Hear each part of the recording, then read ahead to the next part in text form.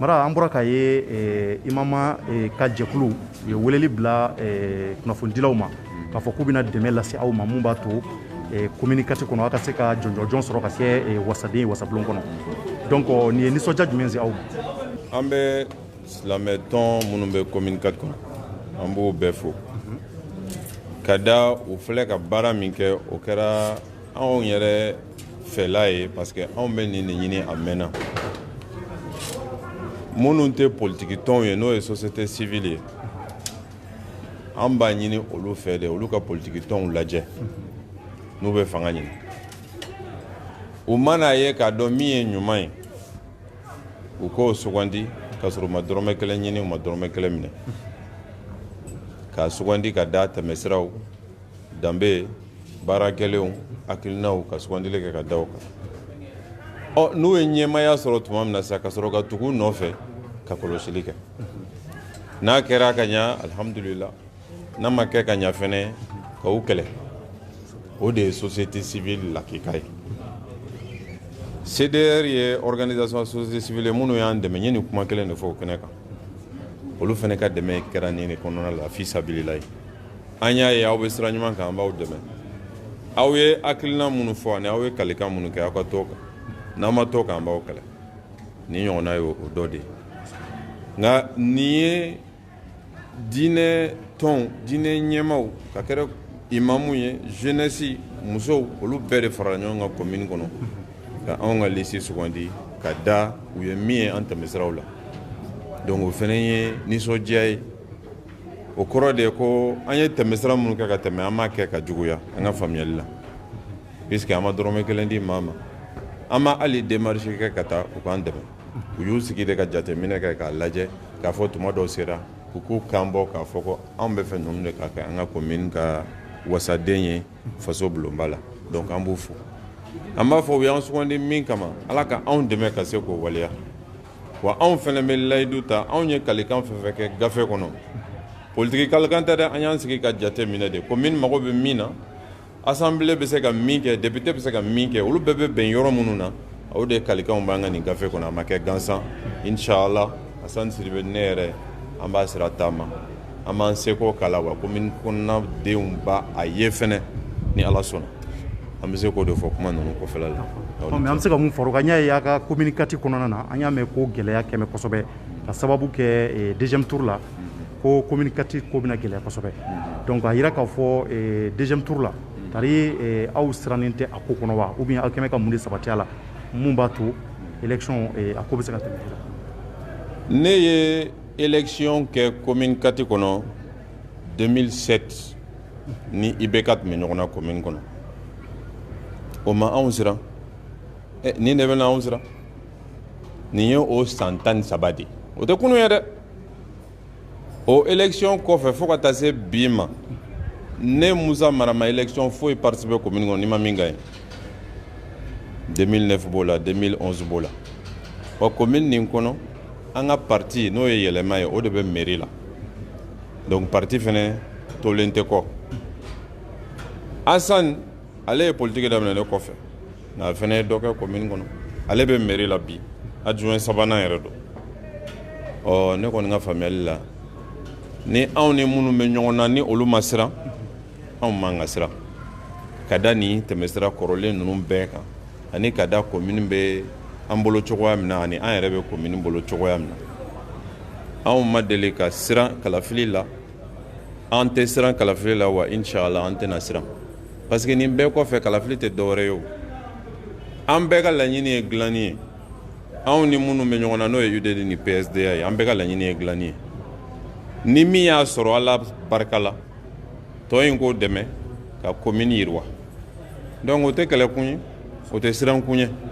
anw ma don politique la n k'an bɛ fɛn ɲini a kɔnɔ ala barika la an bɛ s'an yɛrɛ kɔrɔ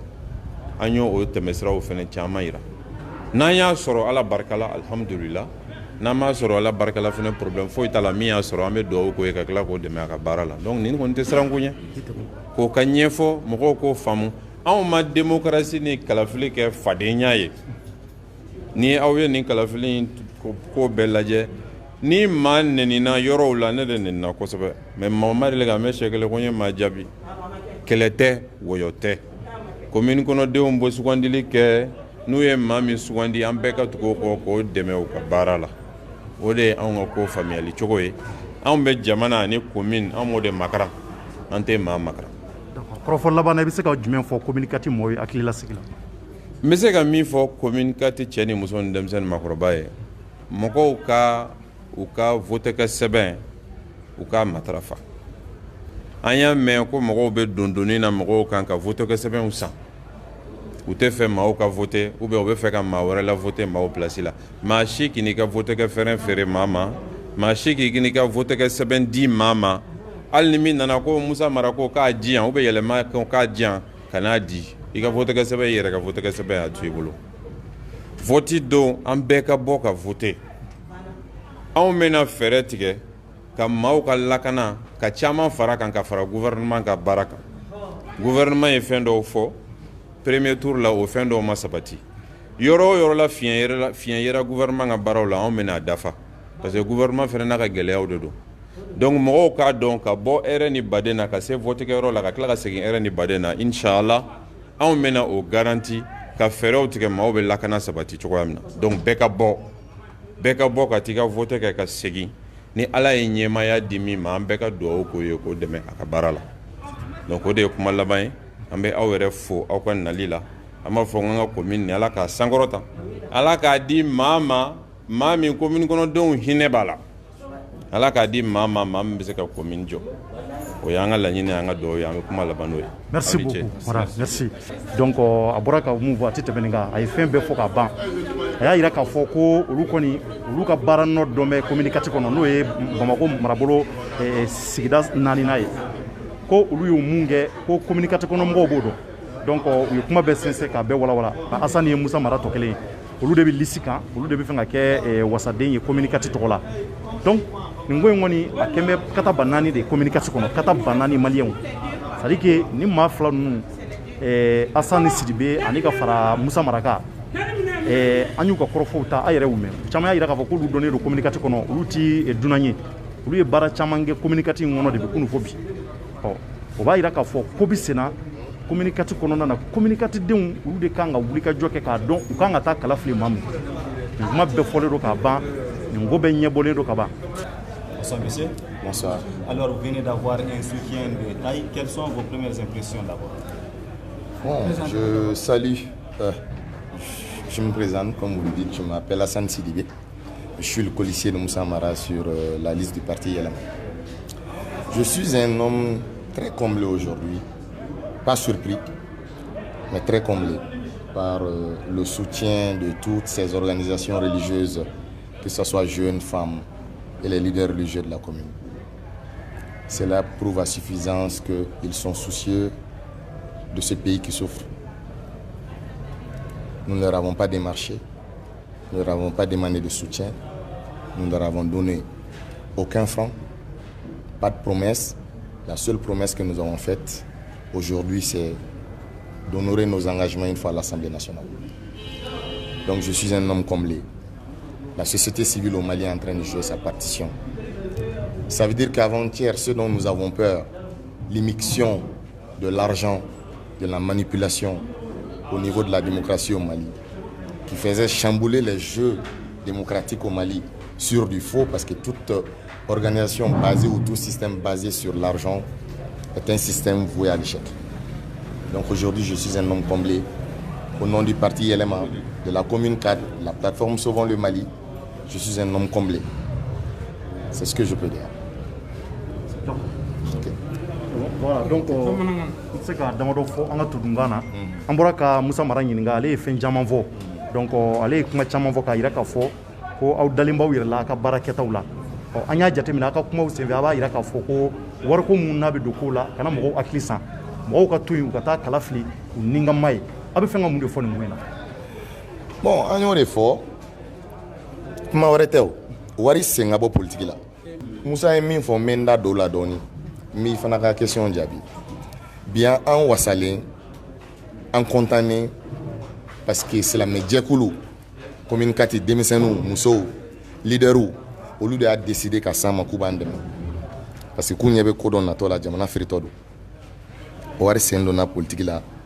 k'an bɛɛ mayɛlɛma ka maaw san ka karitiw san ka agent électoraux san pour que ka se ka taa vote k'u ye k'u y'a ye k'a fɔ n'o tigilamaaw sera wasabulon kɔnɔ o tɛ se k'i kɔfilɛ olu la parce que o ye ala kota de ye donc an wasalen bi an b'u fɔ k'u waleɲuman dɔn commune 4 yɛrɛ wulila k'i jɔ parce que min ye min ye o ka d'o ma an y'o de fɔ san 7 ne bɛ baara la san 15 Musa Mara b'a la ni mɔgɔ bɛ sugandi kɛbɔlen ma ni bɛ sugandi i ye baara min kɛ ma an tɛ campagne yɛrɛ kɛ mais an y'a ye k'a ye n'an ma wuli k'an jɔ wari kɛtɔ dɔ k'an danbe bɔ an na o de y'an jɛkun ye bi an sɔnn'u ka kuma ma an nan'u lamɛn u y'u ka soutien d'an ma an b'u fɔ k'u waleɲuman dɔn. Merci beaucoup. Siribe. D'accord, donc ale damadɔ fara Musa Mara ka kɔrɔfɔ kan donc a tɛ tɛmɛ nin kan an bɛ mun fɔ an bɛ kuma in kun cɛ vraiment hali bi ni dugawu de ye nin waati in na kalafili kɔni hali bi ala k'an bɛn ni député ɲɛnamaw ye député ɲɛnama minnu bɛ yen ko Mali hinɛ b'u la ko vraiment Mali hinɛ b'u la donc an b'olu fɔ k'u waleɲuman dɔn somɔgɔw bɛ donc a ko ka di ye quoi donc e baara kɛ Serifila la i tɔgɔ Baba Keita i Keita merci ala ka kanu to merci beaucoup donc i b'an lajɛ kojugu a tɛ tɛmɛ o kan ala ka kanu to i Keita donc maliyɛnw vraiment a tɛ tɛmɛ nin kan hali bi ala ka kanu to donc an bɛ nin fɔ ala ka jamana in ala ka a barika k'an kisi namaraw ma k'an kisi vraiment kolankolon fɛn fɛn k'a bɛ ɲɛsin an ka jamana ma maaw fɛ an bɛ dugawu kɛ ala k'an bɛn ni député ɲɛnamaw ye o de y'an ka dugawu ye a fɛn fɛn bɛ yen ko jamana kanu b'a la ala de b'a dɔn bɛɛ y'i ta fɔ nka maa mun bɛ yen k'o ta ye tiɲɛ ala n'a kira dɔrɔn de b'o dɔn ani commune kɔnɔ mɔgɔw olu de b'a dɔn nin de ka kan ni anw ka dekun ye nin de b'anw ka dekun dɔn an bɛ dugawu de kɛ nin ko in na ala k'a ko sabati coronavirus ko mun kɔnɔ n'a bɛ sen hali bi an tɛ ɲinɛ an tɛ sɛgɛn an b'a lancer hali bi k'a ɲɛfɔ jamanadenw ye bɛɛ k'i hakili to mesure de prévention minnu n'u fɔra an k'an tɛgɛw ko an k'an jija o la hali bi mun b'a to an ka se ka kisi ka bɔ bana in ma ala k'an tanga ala ka barika don Mali la ani maliyɛnw na ala k'an bɛn waati wɛrɛ